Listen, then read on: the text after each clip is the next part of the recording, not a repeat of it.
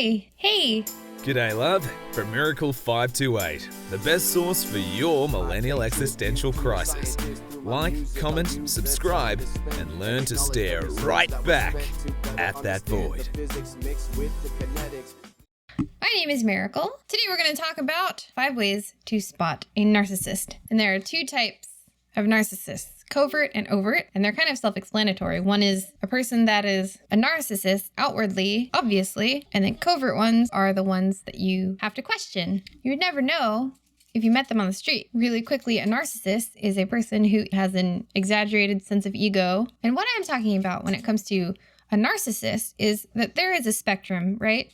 Pretty much everything is a spectrum. Temperature, right? Hot and cold. A narcissist can range from low on the scale, a very healthy level of narcissism, which is good for us to have, so that we have some kind of sense of identity and we're not getting completely taken advantage of. And then we've got on the other end of the spectrum, narcissistic personality disorder. That is when your narcissism is so off the charts that you actually have a disorder marked by the DSM-5. So yeah, that is a simple explanation of narcissism real quick. The first thing that I should mention, quick note, and this is this is like the most important thing that you should always remember when you're dealing with a narcissist in your life. Always listen to your gut. That is like key in any relationship. If you think that there is a chance of abuse, always remember, listen to your gut. Listen to your gut. Always listen to your gut. If you're like, dude, I think I'm crazy. Is this right? Should I have this boundary? Should I be treated this way? Right? Should I be talked to that way? Just listen to your gut. Always listen to your gut. That is the best way to protect yourself from abuse. Now, I have a lot of experience with narcissists. That is why I know a lot about it. I researched this topic like crazy, and I've dealt with this all my life. Narcissists are super drawn to me because I am an empath. If you don't know what an empath is, it's pretty much a person that experiences a high level of empathy, meaning that they can feel other people's experiences as if it were their own. So a really good example of an empath in real life is J.R.R. Tolkien. The reason that he could build these amazing worlds, universe, characters, everything, all these little stories all intertwined is because he was an empath. He could easily jump into people's heads, feel what they're feeling, think what they're thinking, predict the actions of a certain archetype because he can experience all of the archetypes. Whereas someone like J.K. Rowling, oh man, my man loves Harry Potter. I don't want to say this. I'm not talking trash about the Harry Potter books. The Harry Potter world is not like the Lord of the Rings world because J.K. Rowling isn't an empath like J.R.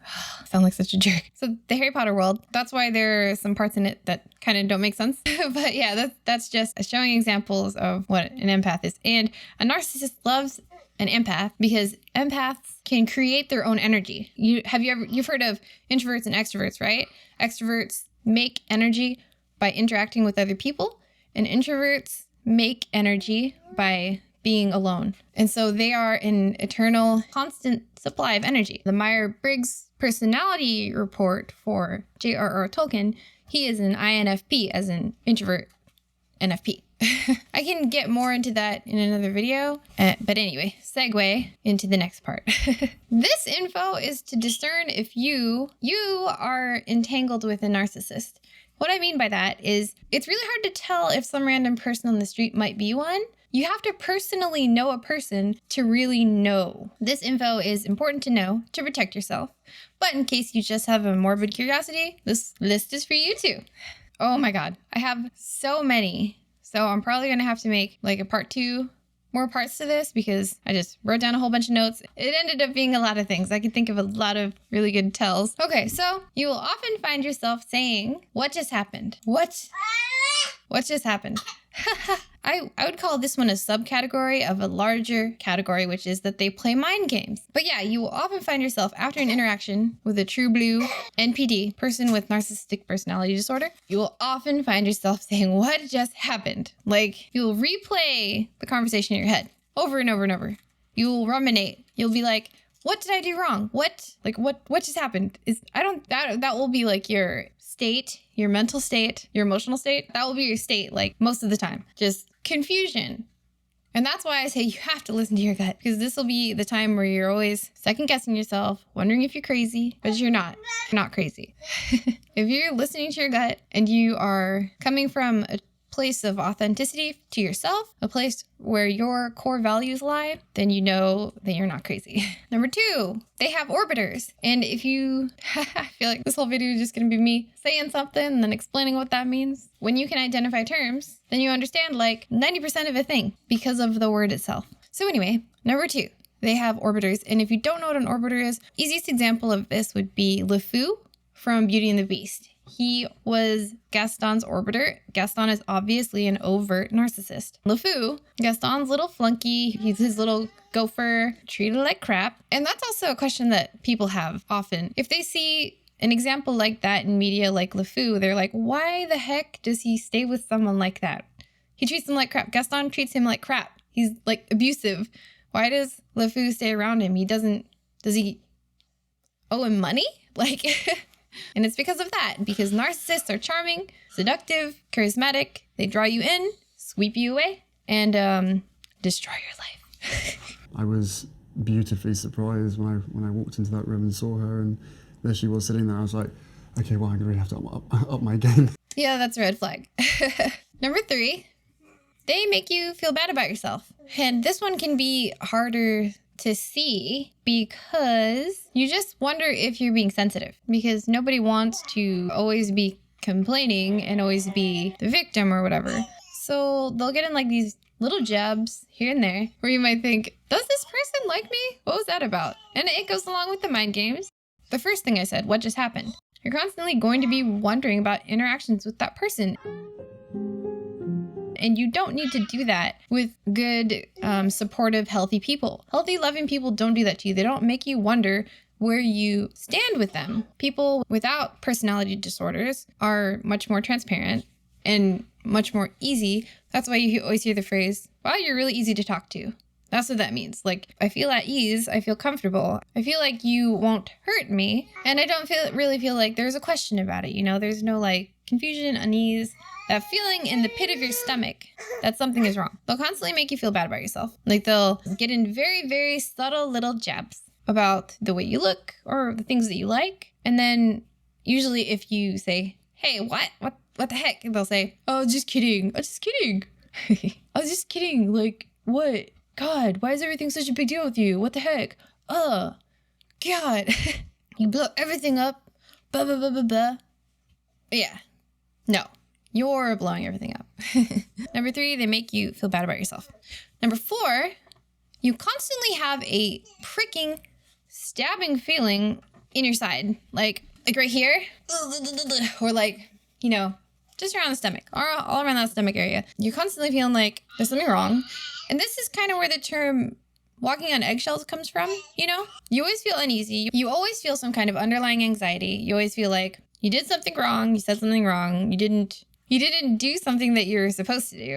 And yeah, there's that constant stabbing feeling that something is wrong. Like your anxiety meter is just this constant buzz in your psyche, like, ooh. It just feels like that episode of American Dad where Francine was getting shanked a whole bunch. It's like that.